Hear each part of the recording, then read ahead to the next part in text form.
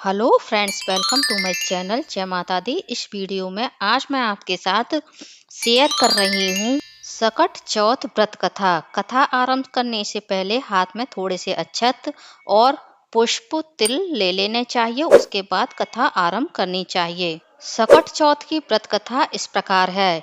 एक देवरानी थी और एक जेठानी थी। जेठानी पैसे वाली अमीर थी, देवरानी गरीब थी। देवरानी का पति जंगल से लकड़ियां काटकर अपनी जीविका चलाता था। देवरानी जेठानी के घर का काम करती, बदले में जेठानी उसे अपने घर का बचा हुआ खाना, कपड़े इत्यादि चीजें दे दिया करती थी। देवरानी इसी तरह से अपने परिवार का पालन कर रही थी। माघ मास के महीने में सकट चतुर्थी का व्रत आया तो देवरानी भी यह पूजा किया करती थी, सकट भगवान का व्रत किया करती थी। अब उसके पास इतने पैसे नहीं थे कि वह तिल और गुड़ लाकर सकट भगवान की पूजा कर सके। उसने अपनी जेठानी से कहा, जीजी मुझे भी कुछ तिल और गुड़ दे दीजिए ताकि मैं सकट भगवान की और चौथ माता की पूजा कर सकूं। जेठानी ने तिल की जो भूसी होती है वह अपनी देवरानी को दे दी और थोड़ा सा गुड़ दे दिया। देवरानी ने उसी से तिलकुट बनाकर अगले दिन भगवान गणेश की और सकट माता की पूजा कर दी। पूजा करने के बाद वह अपनी जेठानी के घर गई और सारा काम किया और बच्चों से जेठ जी से बोला, आप खाना खा लीजिए। बच्चों ने और जेठ जी ने खाना खाने से मना कर दिया। कहा, जब तक चांद नहीं निकल आएगा और तुम्हारी जेठानी चंद्रमा को अर्घ नहीं दे देगी तब तक हम भोजन नहीं करेंगे। उस दिन सकट चौथ था, बादल थे तो चांद देर से निकला। जेठानी के घर से देवरानी अपना सारा काम निपटा करके घर आ गई। देवरानी के बच्चे सोच रहे थे आज तो माता अच्छे अच्छे भोजन लेकर आएगी, क्योंकि आज तो सकट चौथ का पर्व है। आज तो अच्छे अच्छे पकवान बने होंगे। लेकिन माँ जब खाली हाथ आई, पूछा, माँ आज तुम भोजन नहीं लाई? तो माँ ने कहा, आज सकट चौथ का पर्व है, सभी लोग चांद को अर्घ देने के बाद भोजन करेंगे, इसलिए मैं घर पर आ गई, मुझे देर हो रही थी। इस तरह से देवरानी के बच्चे, उसके पति और वह स्वयं भूखे ही सो गए।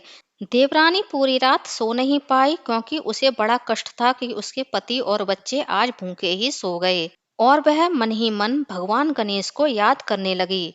तभी भगवान गणेश साधु का रूप धर के वहां आए और बोले, माँ कुछ खाने को दो, मुझे बहुत भूख लगी है। तब देवरानी बोली कि हे साधु महाराज, आज तो मेरे घर पर खाने के लिए कुछ भी नहीं है।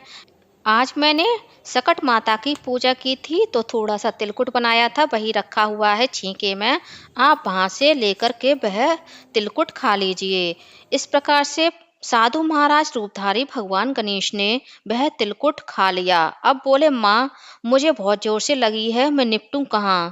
देवरानी बोली, इतना बड़ा घर है, कहीं भी निपट लो। भगवान गणेश ने पूरे घर में कोनों कोनों में निपट लिया। अब बोले, माँ मैं पहुंचूं कहाँ? तब वह देवरानी बोली, इतने सारे कपड़े पड़े हैं, आप कहीं भी पहुंच लो, यदि कुछ ना मिले तो मेरे केसों से पहुंच लेना। अब साधु महाराज ने उसके केसों से पहुंच लिया और अंतर ध्यान हो गए। इतने में भगवान गणेश का ध्यान करते करते देवरानी सो गई। सुबह जब वो सोकर उठी तो पूरे घर में सोना चांदी हीरा पन्ना मोती सब बिखरे पड़े हुए थे, और जो उसकी झोंपड़ी थी वह महल में बदल गई।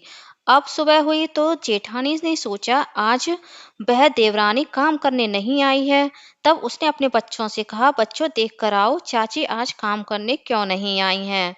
जब बच्चे देखने गए तो वहां पर झोंपड़ी नहीं थी, महल बने हुए थे। घर में चारों ओर सोना चांदी हीरा पन्ना मोती सभी बिखरे पड़े थे। बच्चों ने अपने माँ से जाकर कहा, माँ माँ आज तो चाची का घर झोंपड़ी से महल में बदल गया है, उनके यहाँ तो हीरा पन्ना मोती सभी बिखरे पड़े हुए हैं। देवरानी के घर जेठानी भागी भागी गई और पूछा, यह सब कैसे हुआ? तब उसने सारी कथा अपनी जेठानी को सुना दी। अगले दिन जेठानी ने भी वैसा ही किया।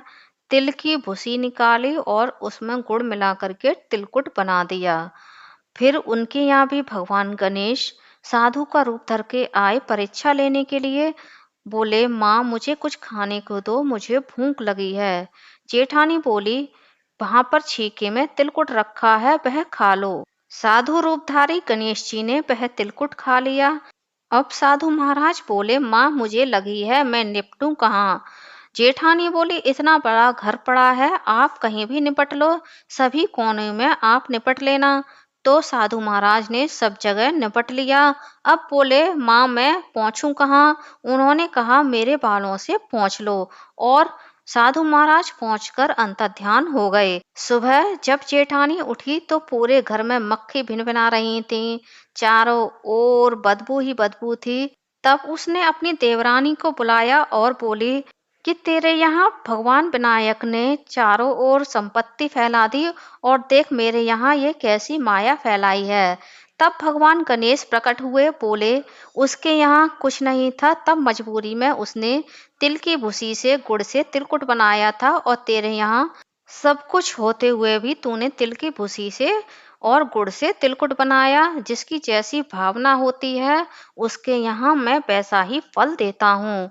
तब जेठानी बोली, हे प्रभु आप मुझे क्षमा कीजिएगा, और आपने जो अपनी माया फैलाई है इसे आप अपने में समेट लीजिएगा, और मेरी सारी गलतियों को अपराधों को क्षमा कीजिएगा।